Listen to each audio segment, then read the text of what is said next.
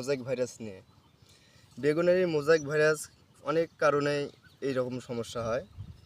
প্রধানত সমস্যা হয় লাল মাকড়ের কারণে এবং থ্রিপস পোকা, জাপ পোকা, এফিড জেপিড এগুলো পোকার কারণে। এগুলো পোকা গাছের রস শুষে খায়। রস শুষে খায় বলতে গাছের যে যৌবন শক্তি আছে এটাকে নষ্ট করে ফেলে। এটাকে ফেরানোর জন্য কয়েকটা উপাদান আপনারা ব্যবহার করতে পারেন, যেমন অরণ্য কোম্পানি যেটা সেতু অ্যাডজাস, এটা লুট্টাফস এন, এটাতে রয়েছে nitrogen, phosphate, calcium, iron, magnesium, zinc, boron. আরও কয়েকভাবে এই মোজাইক ভাইরাস দমন করা যায়। সেটা হচ্ছে ইস্পাহানি কোম্পানির ইকোম্যাক, সাথে আপনারা বায়ো ভাইরন দেবেন অথবা বায়ো এমবিল দেবেন, 100% কাজ হবে ইনশাল্লাহ। আমাদের এই গাছগুলো ঠিক হয়ে যাচ্ছে লুট্টাফস এন এবং ইকোম্যাক দেওয়ার মাধ্যমে।